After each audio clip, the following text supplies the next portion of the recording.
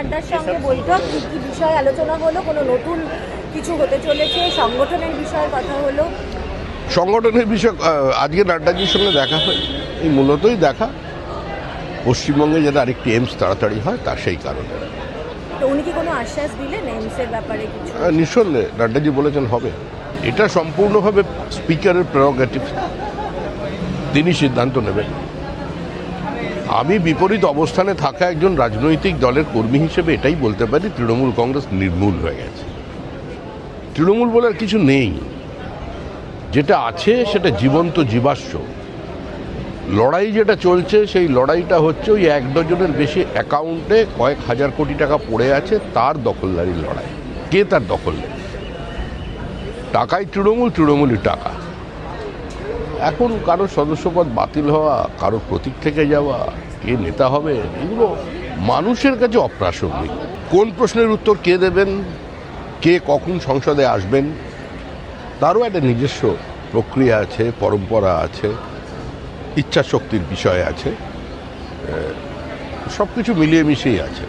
বিরোধীরা প্রতিবাদ করতে পারেন, দাবি তুলতে পারেন, কিন্তু তৃণমূল যে ভাষায় রাজনীতি করে এসেছে, যে ভাষায় দেশের প্রধানমন্ত্রীকে আক্রমণ করেছে, সর্বভারতীয় সভাপতিকে আক্রমণ করেছে, গৃহমন্ত্রীকে আক্রমণ করেছে, তো তাদের কাছে এগুলো প্রত্যাশিত। তবে এখন তৃণমূলের বিধায়ক সাংসদরাই তো নিখোঁজ। যারা সব দিল্লিতে এসে বসে আছেন তারা নিজের কনস্টিটুয়েন্সিতে বেরোলেন, তৃণমূলের লোকেরাই তাদের কোথাও কাদা ছুঁড়ছে, কোথাও চটি ছুঁড়ছে, কোথাও ডিম ছুঁড়ছে। আশঙ্কা করা হচ্ছে যে স্বাধীনতা দিবসের দিন কোনো একটি বড় নাশকতার ছক ছিল। আমরা 80-র দশক থেকে বলে আসছি যে পশ্চিমবঙ্গে একটা সাইলেন্ট ডেমোগ্রাফিক ইনভেশন চলেছে। একটা ধর্মান্ধ মৌলবাদী ইসলামী ফ্যাসিজম সেটা গ্রাস করতে চাইছে ভারতবর্ষকে।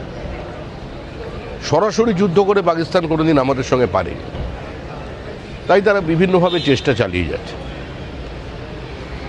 আগের সরকার তোষণ, মৌলবাদের কাছে আত্মসমর্পণ এবং ব্লক ভোটের স্বার্থে নিজের নির্বাচনী কেন্দ্রকে পাকিস্তান বলতেও কুণ্ঠাবোধ করে। এগুলো তারই পরিণতি। বাম জমানায় যা ছিল সেফ প্যাসেজ, এখন সেফ হোম। লস্করে তৈবার জঙ্গি ধরা পড়েছে, ISIS-এর জঙ্গি ধরা পড়েছে, এখন আবার আরেকজন এজেন্ট ধরা পড়েছে। ভারতবর্ষের আভ্যন্তরীণ নিরাপত্তা পশ্চিমবঙ্গের রাজনৈতিক দলগুলোর জন্য, যারা বিরোধিতা করেন প্রগতিশীলেরা, তাদের জন্য কম্প্রোমাইজড হয়ে যাচ্ছে। সেটা আর হবে না। ডিজিটাল ইন্ডিয়ার অংশ হয়ে যাবে ভারত, কি বলবেন? মানে এটা নিঃসন্দেহে একটা আনন্দ সংবাদ। পূর্বতন যে তৃণমূল কংগ্রেসের সরকার ছিল, সেই সরকারের আমলে কেন্দ্রীয় সরকারের বহু প্রজেক্টকে বাস্তবায়িত করতে দেওয়া হয়নি। সেই ডিজিটাল ফাইবারই হোক, স্মার্ট সিটি হোক, আয়ুষ্মান ভারতই হোক, PM বিশ্বকর্মাই হোক, PM সূর্যঘর মুফট বিজলি যোজনাই হোক, এগুলো বাস্তবায়িত হয়নি। বঞ্চিত হয়েছে রাজ্যের মানুষ, বঞ্চিত হয়েছে আধুনিকীকরণের প্রক্রিয়া, বঞ্চিত হয়েছে প্রান্তিক মানুষ। তো সেটা এই সরকারের আমলে হবে না। এখন ডাবল ইঞ্জিন সরকার যুক্তরাষ্ট্র ব্যবস্থার প্রতি সম্পূর্ণ আস্থা রেখে কেন্দ্র রাজ্য সমন্বয়ের মধ্যে দিয়ে কাজ এগিয়ে চলবে।